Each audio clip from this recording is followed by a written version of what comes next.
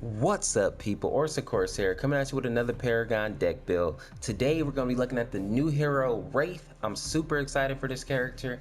I've been waiting for this, especially with the delay and all that good stuff. So let's go ahead and jump right into it.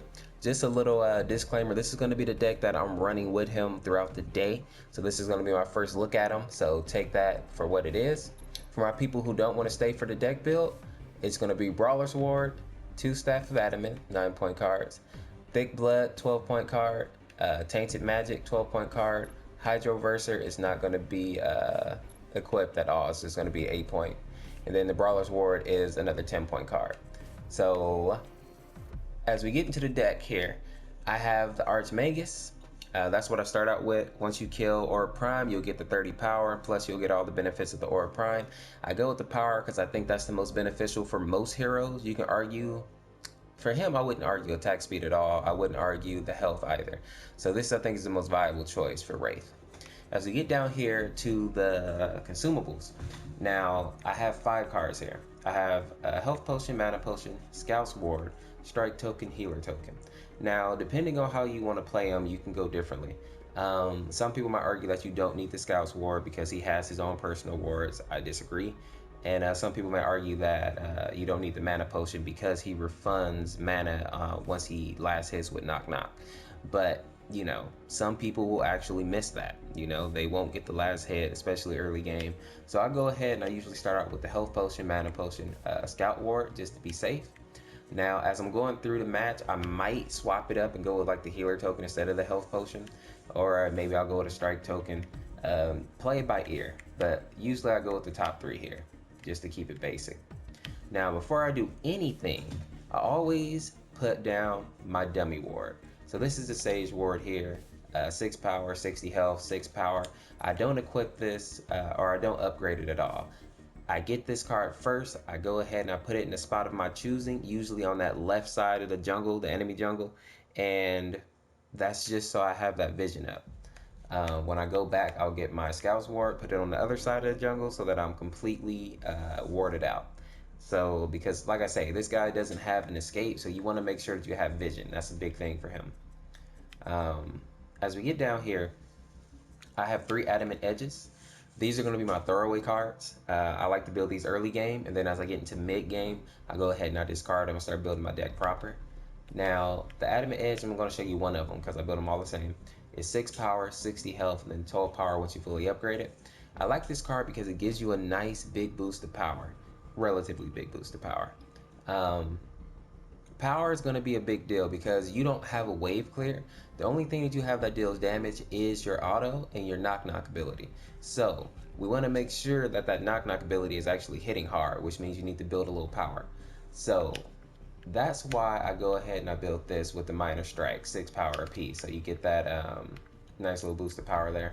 And I have 3 of those. Now, depending on how you're playing, you might not want to build all 3. Maybe you'll build 2 and then you'll go into your Brawler's Ward or however. Usually I'll build all 3 of them. But, you know, it's up to you. You got to play it how you see fit. Now, the Brawler's Ward here, this card is a must-have in the deck. Even though you have your own vision, having more vision is not a bad thing, especially if somebody on your team is not using wards for whatever reason, because there's still people who don't use wards. So you might have to pull double or triple duty to make up for your other teammates because you want that vision on the field. Vision is going to give you the advantage. So the Brawler's Ward is 6 power, 30 mana, 6 power once you fully upgrade it. And then I equipped it with 2 strikes, which is 12 power apiece. And then with a major cast, which is 18 power. Like I say, you want them to hit hard. You want that knock knock to be able to just devastate somebody. You want it to be akin to Gideon's Rock or Howitzer's Missile, right? You want it to hit hard. Now, as we get down here, I have 2 Staff of Adamant. I'm going to show you one of them. Now, these cards I usually build early on, my 9-point cards. 6 power, 30 mana, and then 12 power once you fully upgrade it. If you're not building your Brawler's Ward early, I recommend you go with this. And keep in mind, if you don't want to max out the Brawler Ward, but you just want to have the Ward, you can equip it and then go back and upgrade it later. So just keep that in mind.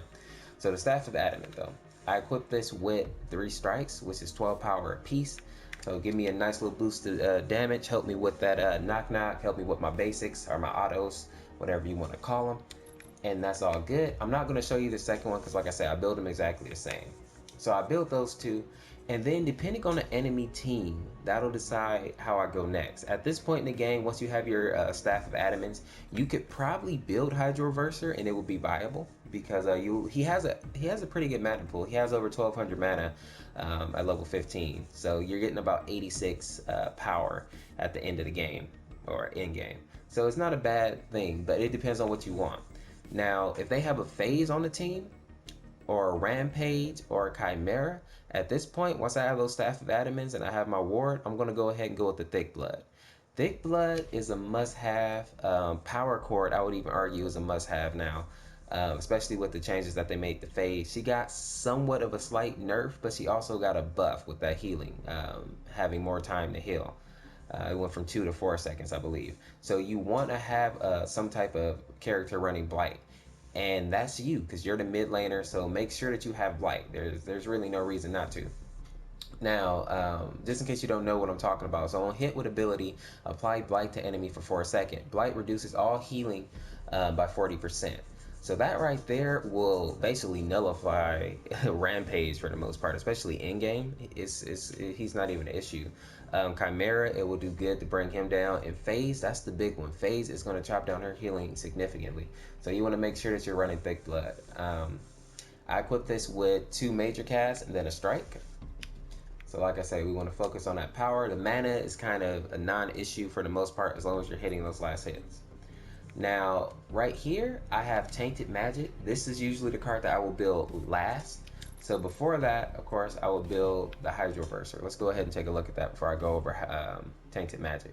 So Hydro Reverser is 0.3 mana regen, 60 health, and then unique passive. Gain power equal to 7% of your current mana. That's why I say in-game, you'll have about 1260-ish, I want to say off the top of my head. So you'll end up around 86, my math is correct.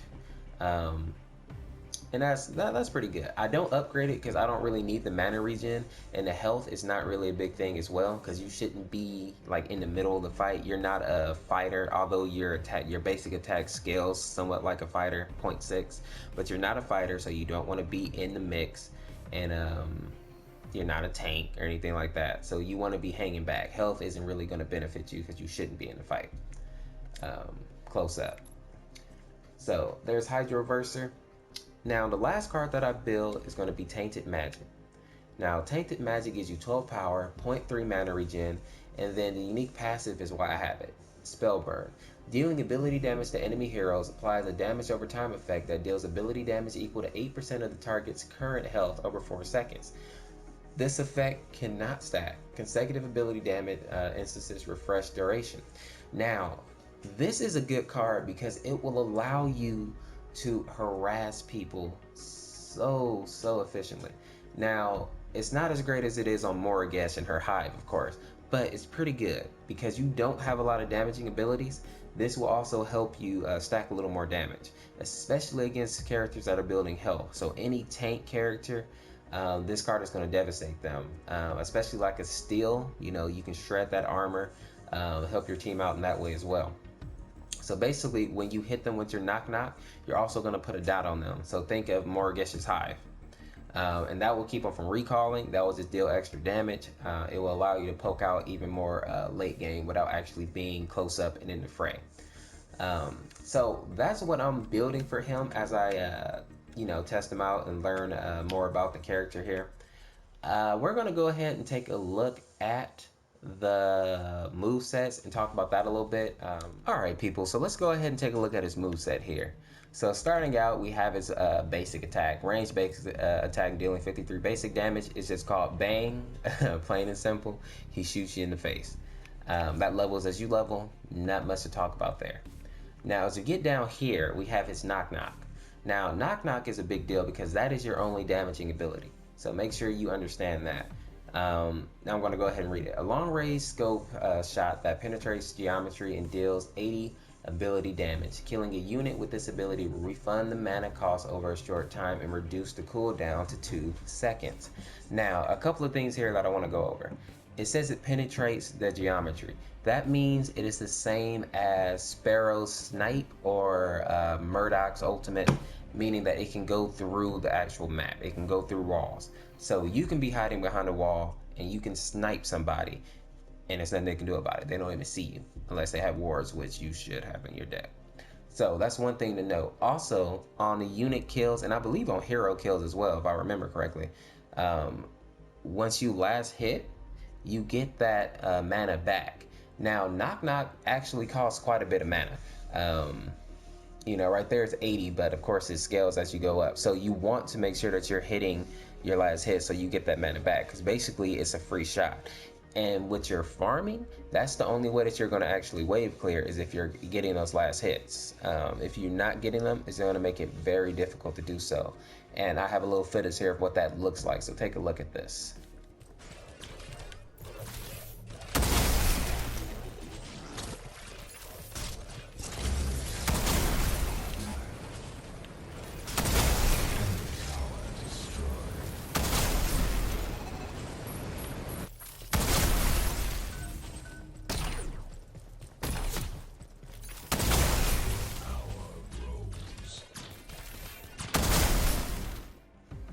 So his next move is going to be called Who's There?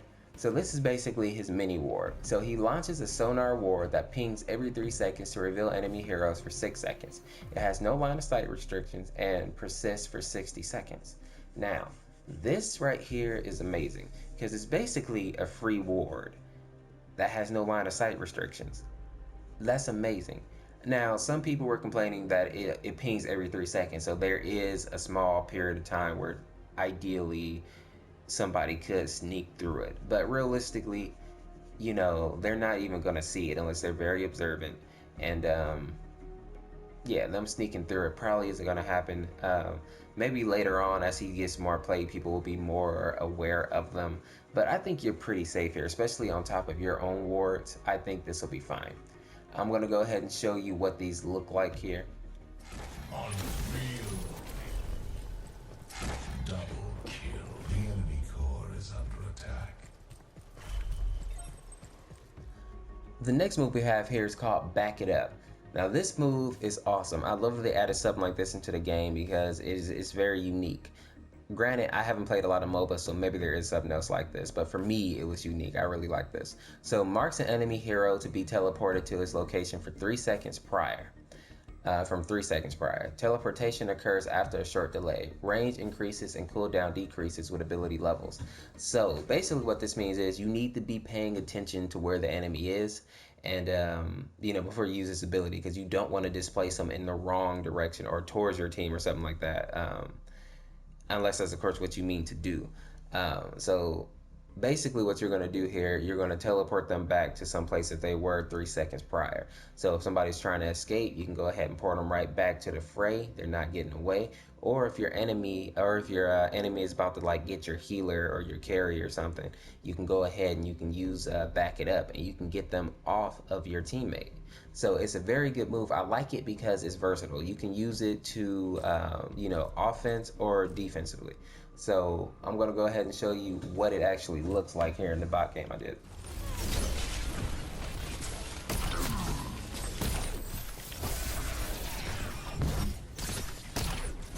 So his last move here is called Surprise Surprise. So this is basically where Wraith sends himself and nearby allies into the shadow plane and grants them a plus 100 movement speed boost for 8 seconds. So in a nutshell, he turns anybody near him that's on his team and himself into Kalari for 8 seconds. I like this because it can be used offensively and defensively. If the enemy team is going for Raptors or if they're going for Orb Prime and they think, oh, well, nobody's here, you know, so maybe we can get it real quick. And then boom, you pop out of the shadow plane, jump on them. I mean, it's probably not going to be that easy. Of course, I'm just speaking, you know, but yeah, it allows you to do some good sneak attacks. It allows you to have a little more utility, but also on the flip side of that, if you're taking Raptors or if you're taking Aura Prime and the engagement isn't going your way, it also allows your team to escape. And I like that about this hero. Even though I wouldn't say that he's like a heavy support, in the traditional sense, he's definitely one of those heroes that can support a team as a whole, like in a very different way. You know, he's not a phase, he's not a Narbash. You can't put him in any of those type of categories, but he supports in a very unique way that allows for some very great plays. Now, if I have to prioritize these, I would go with his ultimate, of course, first and foremost. Surprise, surprise. The second thing that I would prioritize would be knock knock, and then it would be who's there, and then back it up. Because I think once you have this, you're pretty much good. It would be nice to have the range increase and the cooldown decrease, but the little ward I think is more important, and definitely knock knock. Now, as the game first starts, I always start out with knock knock first because that's going to be your bread and butter. You want to have that knock knock so you can start getting your last hit, so you can start clearing your waves. You need knock knock. Secondly, who's there? Last, back it up, because early game you shouldn't be getting ganked. You should have your wards up. There's no reason to be getting ganked. So I think you can wait a little bit until you get your pushback. Now, people, that's all I have for you for Wraith. If you like this video, make sure to drop a like.